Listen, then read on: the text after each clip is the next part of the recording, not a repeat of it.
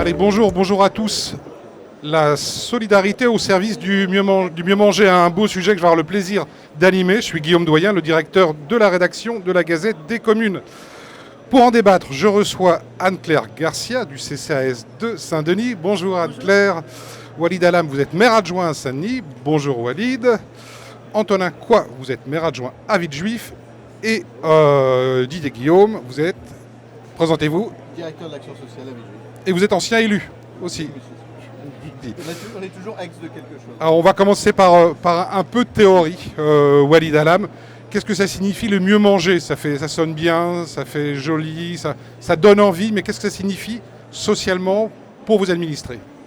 Alors déjà bonjour à tous et merci pour cette invitation. Alors nous de notre côté à Saint-Denis, la réflexion a débuté en 2020, en tout cas pour ce nouveau mandat et notre arrivée aux responsabilités, lorsque effectivement on a fait un bilan de la solidarité alimentaire à Saint-Denis.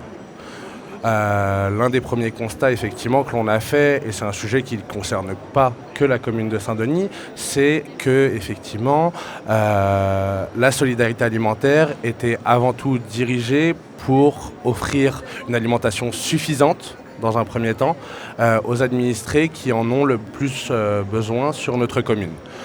Nous, la réflexion, et c'est une réflexion commune qu'il y a aussi dans beaucoup d'autres villes, c'est qu'effectivement la nourriture devait être suffisante, mais aussi de qualité. Et c'est de ce constat-là qu'on est parti pour réfléchir au meilleur modèle, effectivement, pour pouvoir répondre à ces enjeux. La solution, nous, à notre niveau, a été pour des épiceries solidaires directement destinées aux administrés, puisqu'aujourd'hui on a la chance d'avoir sur notre territoire 6 épiceries, bientôt une 7e qui va ouvrir. Ne mangez pas mes questions d'après, Walid. Et donc, non, on a compris voilà. Que c'était vous allez vers le qualitatif. Vers le qualitatif, effectivement, quand avant on était très dirigé sur la quantité. À l'intérieur de ce qualitatif, est-ce qu'il y a de la notion, par exemple, nutritive? La qualité de ce qui est apporté, sachant qu'en gros, il y a des problèmes de suralimentation et de surbouffe en France. Exactement. Et donc, la réflexion qui a été faite pour répondre à ces enjeux-là a été effectivement la mise en place de plusieurs choses à Saint-Denis, notamment une instance de coordination pour pouvoir réfléchir à ces sujets-là, notamment aux apports nutritifs que peuvent apporter nos épiceries et que nos administrés aujourd'hui puissent être formés sur ces sujets-là, puisque ce n'est pas un sujet qui est forcément connu de tous. D'accord. Et d'où effectivement cette instance de coordination qui s'est mise en place. L'épicerie dont on va parler, les épiceries dont on va parler dans quelques minutes, c'est aussi de la formation, de l'éducation à l'alimentation. C'est exactement ça. D'accord. C'est pas seulement un lieu dans lequel on vient pour récupérer des denrées alimentaires, mais on veut absolument en faire un lieu de vie, un lieu dans lequel il peut y avoir des échanges, des moments de formation, des moments d'éducation sur les sujets alimentaires. Et effectivement, ça donne lieu à des rencontres très intéressantes et à des moments très conviviaux lorsque nos administrés s'y rendent. Je vous remercie Walid. Antonin Coy, vous êtes, je le rappelle, maire adjoint à Villejuif. Est-ce que la définition que votre collègue dionysien a donnée vous convient?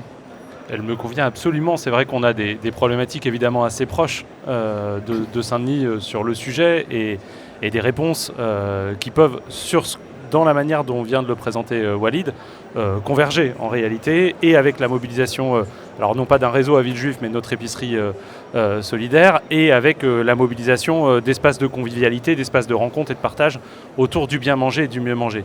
Peut-être pour éviter que pendant toute la conférence, on se met à répéter en disant c'est super ce qu'a dit Saint-Denis, on peut peut-être faire un petit pas de côté, parce que je pense que s'il y a quelque chose de spécifique dans ce qu'on fait à Villejuif, c'est la réflexion qu'on peut avoir sur finalement la capacité qu'on peut avoir à avoir même accès à de la nourriture de qualité, à des fruits et des légumes de saison qui ne sont pas issus de l'agriculture intensive, qui sont en circuit court, bref, d'avoir accès à une nourriture qui respecte l'humain et la planète. Et c'est là que nous, on a fait le choix de l'acquisition d'une ferme, puisque c'est évidemment un défi en petite couronne notamment, et Paris petite couronne, singulièrement d'avoir accès à cette nourriture, au regard de la faiblesse, c'est le cas de le dire, de la production agricole dans ces territoires-là. Donc ça nous force à penser des nouvelles alliances. La ferme, vous avez acheté une ferme ou ça? à Tanner-en-Puisaye dans l'Yonne, D'accord. mais ça aurait pu être ailleurs. Ouais. L'important, c'est d'être dans une démarche de circuit court et dans une démarche qui nous permet de construire une alliance entre le monde agricole d'un côté et les collectivités territoriales de l'autre. La ferme dont j'ai déjà entendu parler, elle ne sert pas que à produire de l'alimentation. C'est pas aussi un lieu pour les enfants de Oui. la ville. Alors l'honnêteté m'oblige à dire que c'est même le point de départ de notre réflexion. D'accord. En fait, quand on est arrivé sur ce projet, la volonté qu'on avait à Villejuif, comme dans plein d'autres villes concernées par les mêmes problématiques, on a depuis 20-30 ans vendu tous les espaces de vacances dont disposait la ville historiquement. Il y en avait beaucoup, des centres qui permettaient de faire découvrir des lieux de nature, notamment aux enfants des quartiers populaires l'été et aux familles. Et ces espaces, on n'en avait plus. Or, on sortait du confinement, on sortait de la crise la crise Covid qui remettait ces sujets sur le devant de la scène. Et donc, on cherchait un lieu d'accueil qui n'ait pas les mêmes problématiques que celles qu'on avait rencontrées avant. Pour le dire pareil, à gros traits, la difficulté d'entretien de lieux gigantesques. Voilà, donc plutôt un lieu pas en dur, sur lequel on puisse aller sur des mini-camps, mais qui appartiennent à la ville et qui soit un petit peu le lieu de vacances des Villejuifoises et des Villejuifois. C'est là qu'on a rencontré finalement Tanner-en-Puisaye, qui n'était pas seulement un lieu de vacances, parce qu'il y a un lieu hors exploitation, mais qui était aussi un lieu d'exploitation agricole, déjà exploité en agriculture biologique sur quelques hectares. 12 hectares de ferme, 3 hectares exploités en agriculture biologique, avec un couple d'agriculteurs qui souhaitaient rester, mais qui n'avaient plus les moyens de le faire. D'où cette démarche d'alliance sur laquelle on reviendra peut-être, parce que si vous me posez la question. Ouais, juste une chose. Comment se fait-il que vous ayez vendu ou vous ayez lâché les propriétés que vous aviez en province anciennement ? Alors c'est un non inclusif, puisque ça s'est fait la dernière en 1995. Ouais, J'étais encore en culotte courte. bien sûr. Mais en âge de bénéficier de ces espaces. Essentiellement pour des raisons économiques en réalité, parce que la réalité, c'est la réalité globalement du tourisme social en France, avec un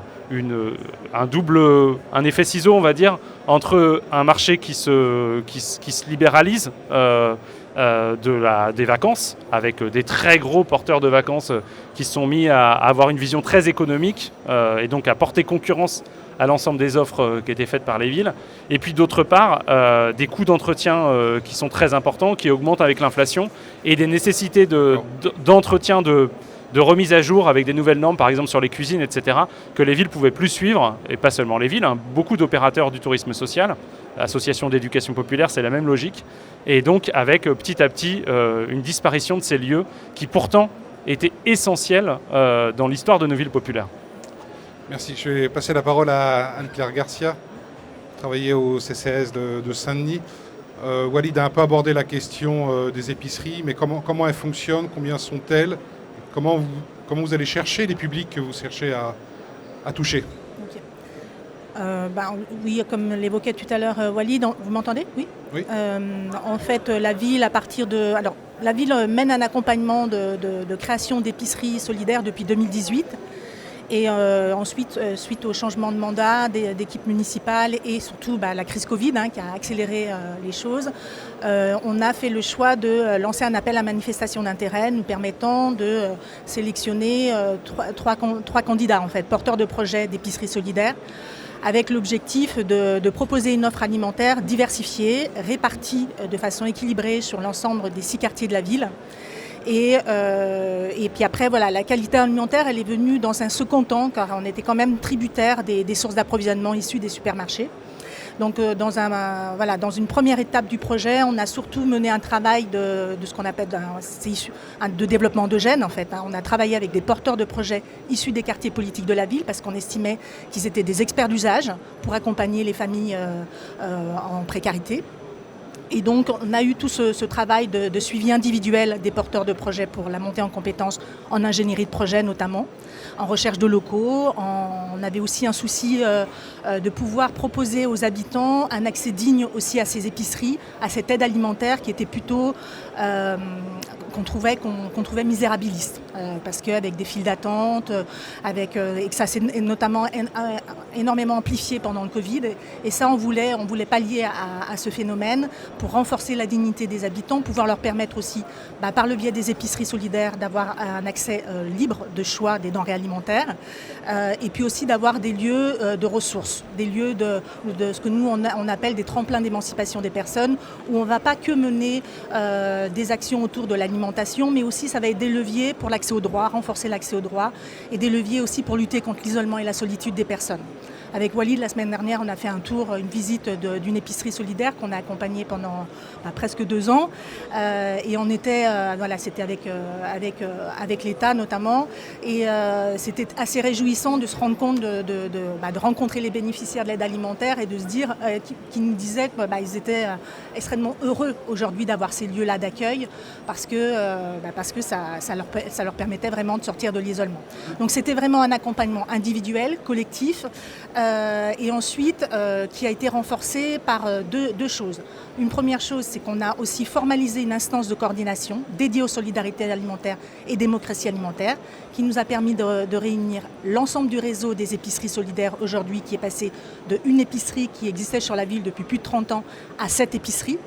Et l'ensemble du réseau associatif caritatif qui œuvrait déjà dans le champ de l'aide alimentaire, mais sur le volet des colis d'urgence. Donc Secours populaire, Secours catholique, la Croix-Rouge, les Restos du Cœur, bien sûr.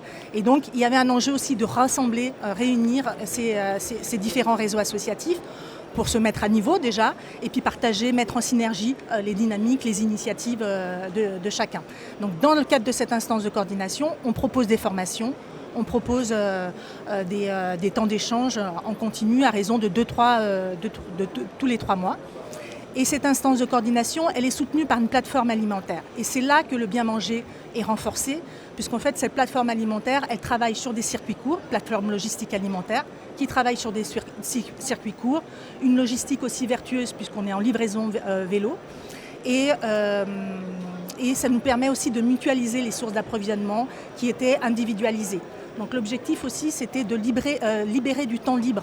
On s'aperçoit que les bénévoles, en fait, ils ont beaucoup le nez dans le guidon, en fait, et qu'ils ne peuvent pas, en fait, dégager du temps au profit de l'accueil des bénéficiaires de l'aide alimentaire. Et ça, c'est extrêmement important pour nous de renforcer cet aspect-là. Vous avez soulevé la question de l'amélioration de la qualité de ce qui est donné aux bénéficiaires. Oui. Question que vous avez abordée aussi par le biais de la ferme. Vous faites comment, vous, pour vous libérer de la dépendance qu'il y a naturellement à la grande distribution, surtout à Saint-Denis? Vous n'avez pas beaucoup de champs autour de vous. Oui, exactement. Bien vu. C'est tout à fait juste. Alors effectivement, nous aussi, on a des fermes urbaines, mais ces fermes urbaines, elles ne sont pas assez importantes pour pouvoir être des sources d'approvisionnement très élargies. Alors, à minima pour le réseau des épiceries solidaires. Ce qu'on fait, c'est grâce à cette plateforme logistique, elle va chercher des circuits courts. Elle va au-delà, bien sûr, du périmètre de Plaine Commune. Et donc, elle négocie avec des maraîchers pour pouvoir avoir des denrées alimentaires de qualité. Et puis on a la chance aussi depuis assez récemment de bénéficier de 2 plans alimentaires territoriaux via le département et via Plaine Commune. Donc ça, c'est des leviers aussi pour accéder à une alimentation de qualité. Et puis bien sûr, on est quand même l'État. En fait, on a besoin de l'État, on a besoin de financement de l'État, de subventions qu'on va chercher pour pouvoir acheter des denrées alimentaires de qualité. On va aborder la question budgétaire dans 1 minute. Vous voulez dire quelque chose, Antonin? Oui. Vous avez 1 minute. En complément de ce que dit Anne-Claire à l'instant, qui est très juste. Il me semble essentiel juste de considérer, peut-être je peux vous donner 2 chiffres pour que vous voyez un petit peu l'importance de travailler globalement sur la manière dont les politiques publiques peuvent être davantage interventionnistes dans la complémentarité avec le monde agricole. 2 chiffres donc. Premier, c'est 30 000 km². 30 000 km², ça représente à peu près 15 départements de l'Essonne si on prend un truc Île-de-France. C'est ce que Terre de Liens a mis en lumière comme étant depuis les années 90 ce qui a été racheté par les grands groupes comme LVMH en terres agricoles pour gérer leurs propres sources d'alimentation. C'est-à-dire qu'il y a une rupture dans le monde agricole déjà dans la capacité d'autonomie des agriculteurs et que cette rupture, elle s'amplifie, elle s'aggrave au profit de l'agrobusiness, au profit d'un modèle qui n'est pas désirable, ni pour les hommes, ni pour la planète. 2e chiffre, 5 millions d'hectares, c'est 20% de la surface agricole française qui va changer de main d'ici 2030. changer de main, notamment du fait des départs en retraite. Ça veut dire concrètement qu'on a un sujet majeur qui va rendre de plus en plus difficile l'accès à de l'alimentation de qualité, notamment pour nos collectivités, et qu'on a un levier majeur pour pouvoir réorienter ces modèles agricoles si, et je ne parle pas seulement d'acheter des fermes, mais globalement, si on est en capacité de repenser nos liens avec le monde agricole pour accompagner des transitions qui soient satisfaisantes et souhaitables pour les hommes et pour la planète. C'est le secteur public. C'est ça que vous Oui. visez. En D'accord. l'occurrence, il n'y a pas que le secteur public, mais je m'intéresse moi au secteur public en l'occurrence. Ok. Didier Guillaume, les publics qui sont visés dans votre commune, quels sont-ils et pourquoi? Est-ce que ça évolue déjà? Oui, bonjour à toutes et à tous. Pour parler des publics, il faut parler de ceux qui accompagnent les publics. Et Antonin Coix parlait de l'achat de la ferme. Il faut savoir que le couple qui était producteur sont des collègues maintenant. Ils sont employés communaux. Et donc leur production, ce qu'ils produisent, eh bien maintenant c'est au service des Villejuiffoises et des Villejuiffois. Alors quels sont fonctionnariser des agriculteurs? Voilà, donc c'est peut-être une nouveauté, une innovation aussi que l'on a mis en œuvre et qui leur garantit de fait un salaire. Et leur production, elle sert à quoi? Donc, et là, j'en viens à la question sur vos publics. D'une part, à l'ensemble de nos crèches municipales. Donc 6 lieux de transformation des produits. On a estimé à l'année que pour les fruits et légumes, il fallait à peu près 13 tonnes. 13 tonnes. Aujourd'hui, la capacité de production de la ferme est de 6 tonnes. Ça veut dire qu'on est en autoproduction quasiment de 45% des fruits et légumes qui sont transformés et qui ont vocation à alimenter 230 repas jour dans nos crèches. Évidemment, avec une démarche de formation... 13 tonnes pour une commune de 20 000 habitants? Non, 60 000. 60 000. Voilà. Et vous êtes à le double? Voilà, mais là c'est pour les 230 repas jour Okay. dans nos crèches municipales. Donc tu as déjà le premier public. C'est la petite enfance de Villejuif qui vit dans nos crèches, qui peut bénéficier de cette production locale. Deuxième public, du public qui est en lien avec les centres sociaux, puisqu'il y a une distribution par semaine de paniers solidaires. Chaque panier solidaire est entre 8 et 10 kilos, suivant la capacité de production et ce qui reste. Après, évidemment, la production pour les crèches. Et enfin, troisième public, les personnes en difficulté, en fragilité, qui sont ceux dans les quartiers, qui sont accompagnés par le Secours populaire, les Restos du Cœur et la Croix-Rouge, notamment le monde étudiant. Et donc là, c'est pas une livraison de paniers solidaires, mais de fruits en vrac, et c'est à peu près entre 250 et 300 kilos de fruits et légumes livrés tous les 15 jours. Okay. Voilà pour le public. Donc c'est avant tout un public cible de nos quartiers populaires pour qu'ils puissent en effet s'alimenter de bonne façon, mais avec un enjeu aussi difficile, parce que c'est des produits de la ferme. Donc vous avez des épinards, vous avez des blettes, vous avez des navets, vous avez des betteraves, vous avez des topinambours, des tomates, etc. Donc tout le travail aussi avec nos partenaires, c'est de faire en sorte que ces légumes, les fruits c'est plus limité, parce que c'est framboises, groseilles, fraises, très peu d'arbres, très peu de vergers, etc. Mais on pourra peut-être planter par la suite.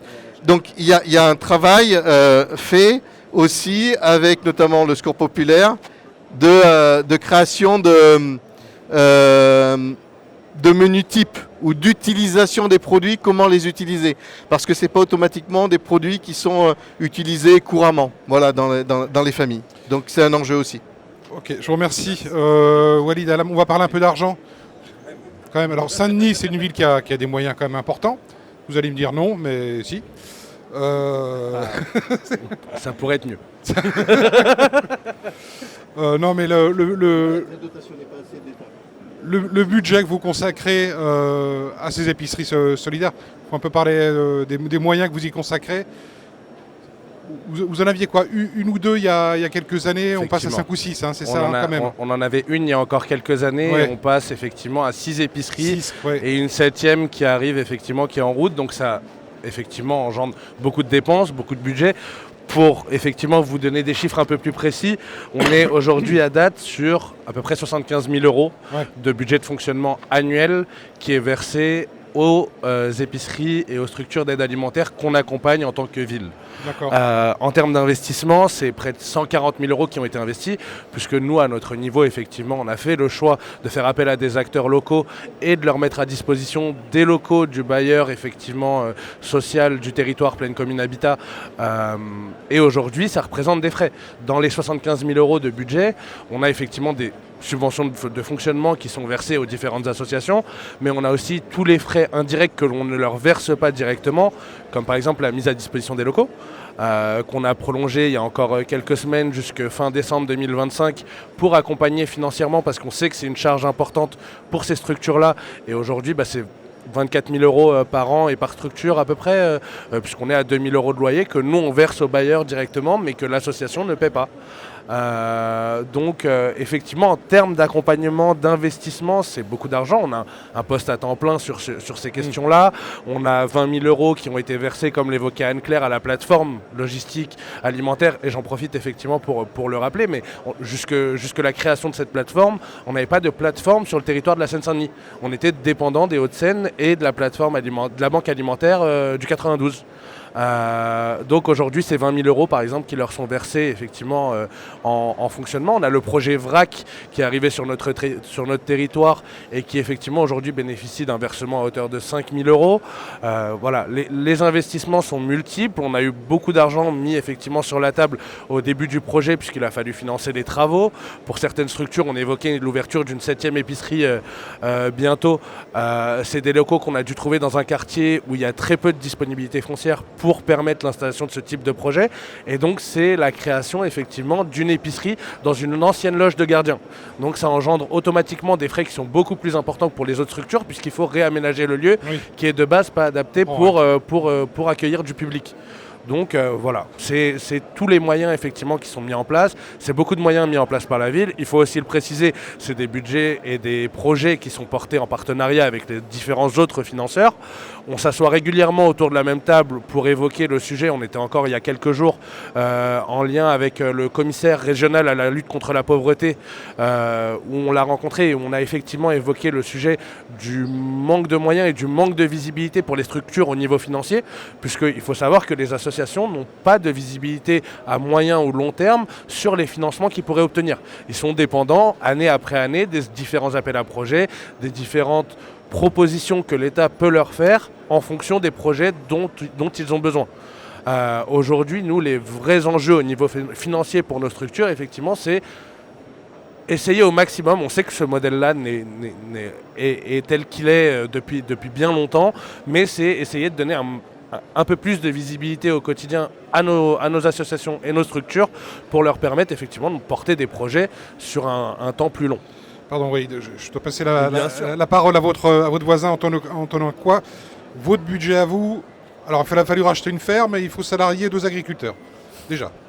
Je vais déjà faire un pas de côté. Non. La question des moyens, je suis désolé de le dire, c'est pas la bonne question. La bonne question, c'est la question des besoins. On va pas enfin, de toute façon, à Villejuif, et j'ai l'impression que c'est la même chose à Saint-Denis, on ne réagira pas comme l'État face à l'hébergement d'urgence. S'il y a 3500 mômes qui sont dehors, il faut les loger. On ne va pas dire, ah ben non, on fait des économies budgétaires, donc les 3500 mômes, ils continuent de crever dehors, parce que c'est ce qui se passe aujourd'hui. Donc, la question, la manière dont on porte aujourd'hui le sujet à Villejuif de la précarité alimentaire qui augmente, c'est d'apporter des réponses aux besoins des populations les plus fragiles, en mobilisant d'abord celles et ceux qui en ont la responsabilité, l'État, d'autres collectivités territoriales, y compris en le faisant politiquement, en faisant jouer le rapport de force, lorsque c'est nécessaire, et puis lorsque les besoins continuent d'exister, en assumant de mobiliser le budget municipal pour le faire. Si je reprends sur la ferme, on n'est pas sur du fonctionnement, on est sur de l'investissement. Donc ce budget d'achat, il ne veut pas dire grand-chose. Aujourd'hui, alors, c'est pas énorme. en réalité, à l'échelle de ce qu'on est habitué à dépenser pour des lieux en Île-de-France. Puisque la ferme nous a coûté moins de 500 000 €. Elle comprend donc 12 hectares de production, plus les bâtiments, plus un espace de transformation. C'est-à-dire qu'on peut même faire une conserverie dans cette ferme, c'est aux normes, etc. Donc, en réalité, c'est pas très cher. Et puis surtout, ça ne nous sert pas simplement à de la production agricole, puisque c'est aussi un lieu d'accueil de séjour. Moi, j'y vais encore jeudi avec le service des retraités, puisque c'est un lieu de découverte de la nature, un moment de convivialité avec nos retraités à Villejuif. On utilise du coup ce lieu pour ça. Vous ne pouvez pas me dire combien ça coûte en fait Je vous ai dit. Non, vous l'avez moins pas de dit. 500 000 € sur l'achat. Ouais, 2 ETP. Et ensuite, c'est 2 ETP Oui. De catégorie B. D'accord. Qui sont mobilisés et pour la production, et pour la médiation, et pour le gardiennage du site. Donc en réalité, tout ça n'est pas énorme. On peut ajouter le coût du transport, du camion frigorifique qui fait l'aller-retour. Ok. Voilà. Bon. Non mais c'était pour savoir. Le prenez pas mal. Non, je dois passer la parole de toute façon à Didier Guillaume. Oui, il a une meilleure composition. Ouais. Les projets pour améliorer globalement. Alors l'alimentation de vos administrés, c'est une question financière, c'est une question aussi de santé publique, l'alimentation, et d'éducation aussi. Oui, tout en est effet, mélangé, oui. non, pas mélangé, mais tout est lié. Oui. Et je pense qu'on est tous d'accord là-dessus. C'est pas parce qu'aujourd'hui des familles sont en difficulté, ont des revenus faibles, qu'ils doivent automatiquement mal se nourrir et mal manger. On sait tous que, par exemple, même la question du petit déjeuner est quelque chose d'important dans nos communes. Et actuellement, on se pose la question de faire en sorte de créer dans les structures des petits déjeuners gratuits. Donc il y a déjà cette volonté-là, cette démarche. Sur la question de l'amélioration aussi des conditions, nous pensons que l'histoire de la production de la ferme, si aujourd'hui on est à 45% d'autoproduction par rapport aux 13 tonnes qu'il nous faut, on peut encore progresser. C'est-à-dire que notamment la fermière qui est maintenant une collègue a ses diplômes de formatrice et d'enseignante dans le milieu agricole.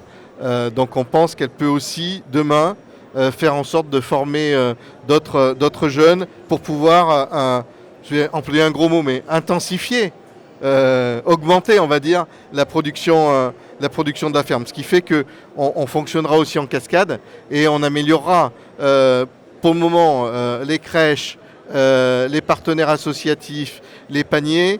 On peut intensifier. On a un secteur en QVC aujourd'hui.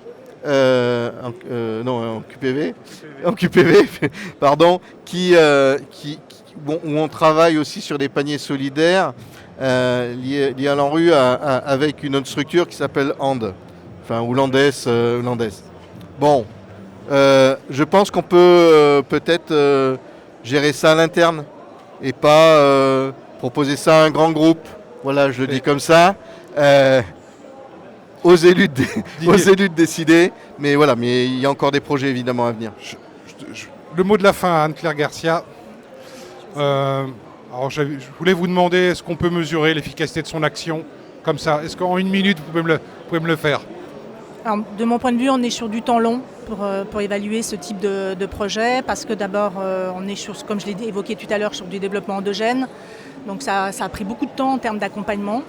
Et puis aussi parce qu'on est sur des actions qui jusqu'ici étaient dans l'invisibilité. Et c'est la pandémie qui l'a mis en lumière. Okay. La pandémie, le réseau associatif qui s'est extrêmement impliqué, engagé. C'était très fort. Nous, sur la ville de Saint-Denis, on avait quand même un réseau associatif de plus de 30 associations qui ont quand même œuvré pendant la pandémie. D'ailleurs, qui nous a permis de créer cette plateforme logistique alimentaire et de la professionnaliser aujourd'hui. Donc ça, c'est une vraie valeur ajoutée pour notre ville. Et je pense que voilà, cette invisibilité aujourd'hui qui est mise en lumière grâce à pas des politiques publiques, parce que le droit à l'alimentation aujourd'hui en France n'est pas une politique publique, on est quand même dépendant des appels à projets. Et donc ça nous affaiblit. Mais il faut que maintenant on profite de cette quand même mise en lumière pour justement se donner le temps d'évaluer qualitativement ce que ça apporte aux habitants en termes de mieux-être, tout simplement. Voilà. Merci beaucoup à tous les quatre. Je vous souhaite une excellente journée puis une bonne suite pour divers projets sociaux, alimentaires, que sais-je. Merci encore.